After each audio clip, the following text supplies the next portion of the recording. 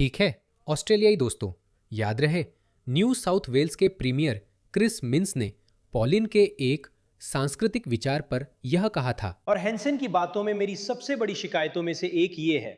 कई बातें हैं करिन, पर जो बात मुझे सबसे ज्यादा खलती है वो ये कि ऐसा लगता है कि वो यही कह रही हैं। अगर आप बहुसांस्कृतिकता का समर्थन करते हैं तो आप शरीयत कानून के भी समर्थक हैं। पुरुषों की एक से ज्यादा शादियां और मछेटी लिए गिरोह। अगर आप बहुसांस्कृतिकता के समर्थक हैं तो आपको शरीयत कानून के भी पक्ष में होना ही होगा। ये बकवास है। ये ना तो लोगों का नजरिया है और ना ही सिडनी निवासियों का अनुभव है। नहीं तो वो कह रहे हैं नहीं। आप जानते हैं क्या, हम ऑस्ट्रेलिया से प्यार करते हैं, हमें ऑस्ट्रेलियाई लोकतांत्रिक मूल्यों से प्यार है और यही बहुसांस्कृतिकता का मतलब नहीं है। जबकि असलियत में हम कहते हैं कि हर बहुसांस्कृतिक समाज में आप देखेंगे कि जो प्रवासी आते हैं उनके साथ पुरानी और आदिम सांस्कृतिक प्रथाएं भी आती हैं। वे अपने पुराने राजनीतिक मतभेद, शिकायतें और भयानक सांस्कृतिक प्रथाएं जैसे चाकूबाजी की संस्कृति भी लाते हैं। ये प्रवृत्ति ऑस्ट्रेलिया आने वाले अफ्रीकियों, खासकर सूडानी और सोमाली लोगों में ज्यादा है। मैं बढ़ा चढ़ाकर नहीं कह रहा, आंकड़े झूठ नहीं बोलते। इसे देखिए, इस आंकड़े को देखिए। अफ्रीकी युवा विक्टोरिया की आबादी का सिर्फ 2.6% हैं। हाँ, सिर्फ 2%। बहुत कम। असल में नहीं, ये तो बहुत बड़ा है। हे भगवान, इतना भी नहीं होना चाहिए था। फिर भी युवाओं की हिरासत में रखे गए सभी युवाओं में से 50% अफ्रीकी हैं। तो वे अपनी संस्कृति साथ ला रहे हैं। इसीलिए हर दिन जब हम उठते हैं, हर हफ्ते हम देखते हैं कि एक अफ्रीकी ने दूसरे अफ्रीकी को मार दिया, एक अफ्रीकी ने किसी और को माचेती हथौड़े से घायल कर दिया, चोरी डकैती हो रही है। ये सब ऑस्ट्रेलिया में हो रहा है।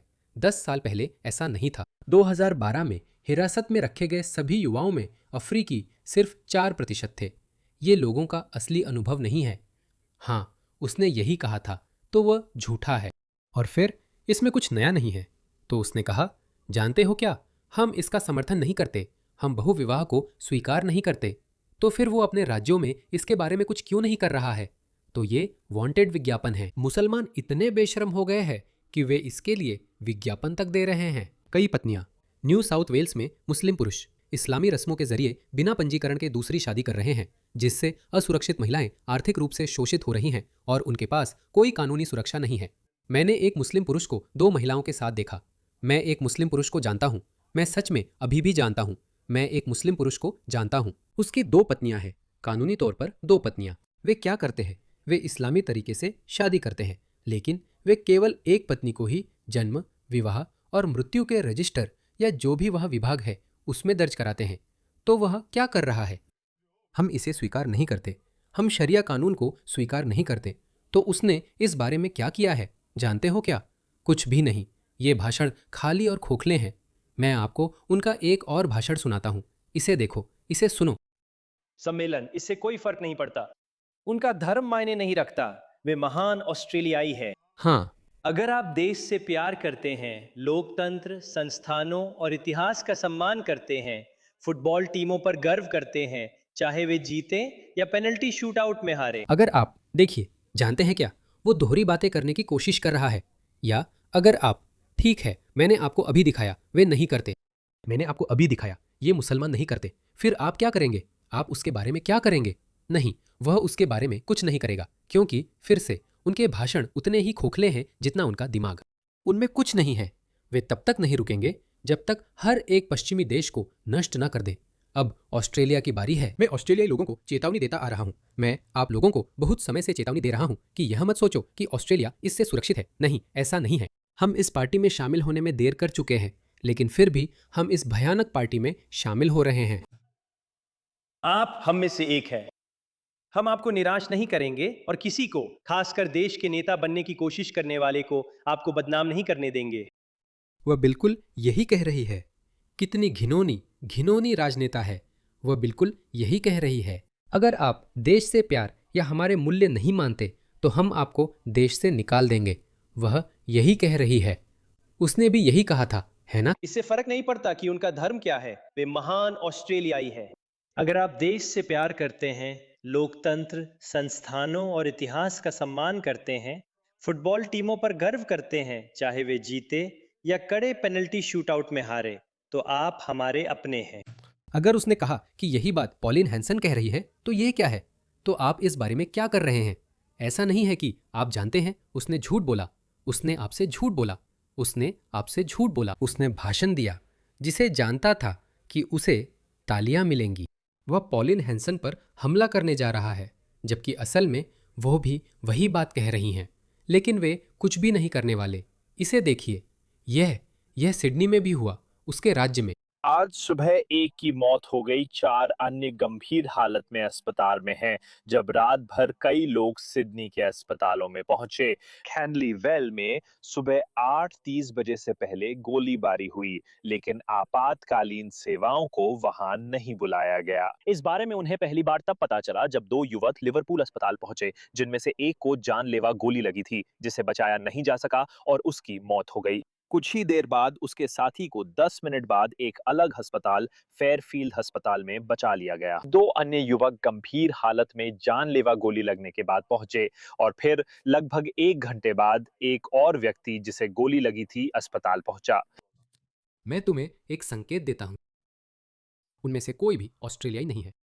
एक 19 वर्षीय युवक स्थिर है। पीड़ितों ने अनजाने में बंदूकधारी को भागने का मौका दे दिया, क्योंकि पुलिस को तुरंत नहीं बुलाया गया और आज सुबह जो भी जिम्मेदार है वो अभी भी फरार है। आज सुबह एक की मौत हो गई। और इसे देखिए, ये मेलबर्न है। 20 साल से भी ज्यादा समय से वे परिवारों को अलविदा कहने में मदद कर रहे हैं। अब यूरो फ्यूनरल सर्विसेज के बेड़े को राख में बदल दिया गया है। 2 शव वाहन और एक लिमोजीन आगजनी हमले में जला दिए गए। हम सब बहुत दुखी महसूस कर रहे हैं। हम इसमें कोई तुक या तर्क नहीं निकाल पा रहे हैं। ये आधी रात के ठीक बाद हुआ। खैर, कोई भी इसका मतलब नहीं निकाल सकता, यहाँ तक कि वो अपराधी भी इसका कोई मतलब नहीं निकाल सकते। ये अपराधी इतने बेवकूफ है, ये सच में बेवकूफ है, ये इतने मूर्ख हैं कि ये भी इसका कोई मतलब नहीं निकाल सकते। इनमें से कुछ अफ्रीकी गैंग के गुंडे कभी कभी गलती से किसी गलत घर में घुस जाते हैं और फिर भी कहते हैं, जानते हो क्या, जब हम यहाँ हैं तो क्यों ना इस आदमी को चाकू मार दें। इसीलिए लोगों को पता नहीं चलता क्या हो रहा है। आदमी ने कहा, उसे नहीं पता। उसने कहा, हमारे पास कोई नाराज ग्राहक भी नहीं है तो हमें नहीं पता। देखिए, वे लोग एक गाड़ी में बैठकर भाग रहे हैं। निवासियों ने हमले को फिल्माया जब वे कैंटबरी रोड से तेजी से भाग रहे थे। ये मेरे लिए बुरे सपने जैसा था। दमकल कर्मी कुछ ही मिनटों में पहुंच गए और काम शुरू कर दिया, जिससे आग पड़ोसी इमारतों तक फैलने से रोक दी गई। तेज आग और ईंधन और जाहिर है वाहनों के अंदर पेट्रोकेमिकल्स भी थे। 3 वाहनों के नष्ट होने से इस पारिवारिक व्यवसाय को कई लाख डॉलर का नुकसान हुआ। अब अधिकारियों के लिए यह समझना चुनौती है कि अंतिम संस्कार सेवाओं में माहिर कंपनी निशाने पर क्यों है। मालिक ने इस हमले को 9 न्यूज से बात करते हुए बेमतलब बताया। मैं सच में सोच रहा हूँ क्यों। कोई वजह नहीं मिल रही। कई सालों से कोई असंतुष्ट परिवार नहीं है। पता नहीं। आज रात जो लोग इसके लिए जिम्मेदार हैं वे अभी भी फरार हैं। हाँ, वे फरार रहेंगे। उन्होंने ऑस्ट्रेलिया को बर्बाद कर दिया है और कर रहे हैं। वे रुकने वाले नहीं हैं। ये इतना मुश्किल नहीं है। जिस किसी का भी आपराधिक रिकॉर्ड है, जिसका भी हिंसक आपराधिक रिकॉर्ड है, उन्हें उनके घटिया देशों में डिपोर्ट कर दो। मुझे फर्क नहीं पड़ता वे कौन हैं। मैं खुद को सामने रख रहा हूँ। मैं सच में खुद को खतरे में डाल रहा हूँ। जानते हो, मैं हिंसक घटना में फंस सकता हूँ और पाकिस्तान डिपोर्ट हो सकता हूँ, लेकिन मैं जोखिम उठाने को तैयार हूँ, क्योंकि मुझे पता है कि मैं कानून नहीं तोड़ूंगा। अगर मैं अब तक बचा हूं तो मैं कोई कानून नहीं तोड़ने वाला। तो जानते हो क्या, अपराधों के लिए, हिंसक अपराधों के लिए लोगों को डिपोर्ट करना शुरू करो, और अगर उनके परिवार विरोध करे तो उन्हें भी डिपोर्ट कर दो। बस कर दो। हम फिर भी समस्या का हल नहीं निकाल पाएंगे, क्योंकि ये लोग, जानते हो, ये अपराधी बस अपराधी हैं। ये बस अपराधी मानसिकता वाले हैं। इनकी सोच ही ऐसी है। लेकिन कम से कम हम सफाई की प्रक्रिया शुरू कर सकते हैं। और इसे देखो, हमें न केवल छुरा घोंपा जा रहा था, बलात्कार किया जा रहा था, मारा जा रहा था। बहुसांस्कृतिकता के तोहफे कभी रुकते ही नहीं थे। इन्हें देखो, वे NDIS सिस्टम में धोखाधड़ी कर रहे हैं जो लेबर सरकार ने लागू किया था, क्योंकि वे यही जानते हैं उन्हें मेहनती टैक्स दाताओं से पैसा निकालना और बस लोगों में बांटना बहुत पसंद है। ये काम कर सकता था अगर ऑस्ट्रेलिया आपसी भरोसे वाला समाज होता। 99% श्वेत आबादी वाला शायद तब ये काम कर जाता। फिर आप जानते हैं हमारे पास भी कुछ अपराधी होते जिन्हें संभाला जाता, क्योंकि इसमें कोई शक नहीं है। ये बहुत स्पष्ट हो गया है कि एकरूप समाज आमतौर पर बेहतर प्रदर्शन करते हैं, लेकिन जब आप तीसरी दुनिया की संस्कृतियों से लोगों को लाते हैं जो अपनी तीसरी दुनिया जैसी आदतें भी साथ लाते हैं, और उसके ऊपर वे वास्तव में आपसे नफरत करते हैं, वे आपसे पूरे जोश के साथ नफरत करते हैं, फिर यह उन्हें आपको लूटने के लिए अतिरिक्त प्रेरणा, अतिरिक्त साहस और समर्पण देता है। इसे देखिए, देखिए कि वे कैसे। क्या आप जानते हैं ट्रंप ने मिनीसोटा में सोमालियों के बारे में क्या कहा था? उन्होंने करीब 10 अरब डॉलर या उससे ज्यादा की ठगी की है। यही ऑस्ट्रेलिया में भी हो रहा है।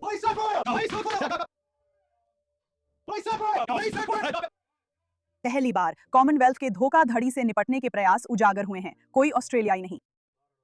NDIS में करोड़ों डॉलर की धोखाधड़ी उजागर हुई।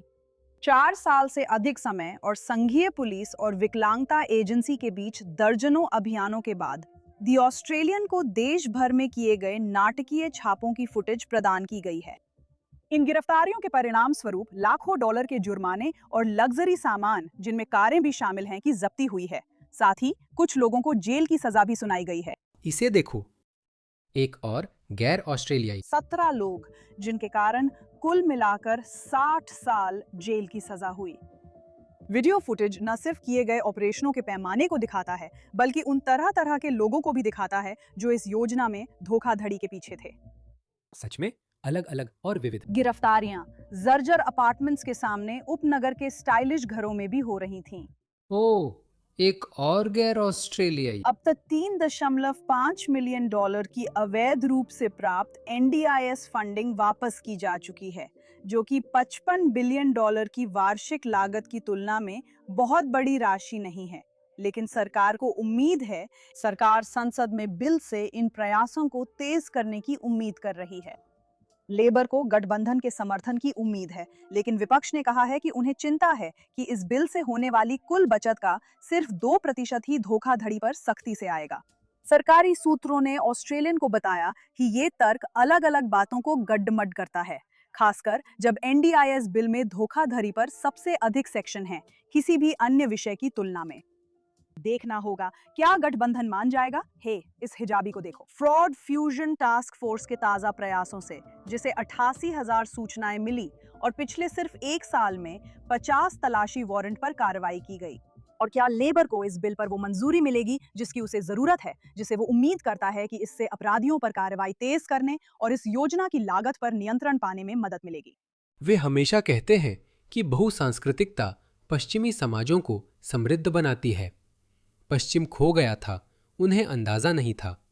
मैं कुछ आंकड़े साझा करना चाहता हूं। जब आप तीसरी दुनिया के लोगों को लाते हैं तो वे तीसरी दुनिया की आदतें भी साथ लाते हैं। वे ऐसा करते हैं।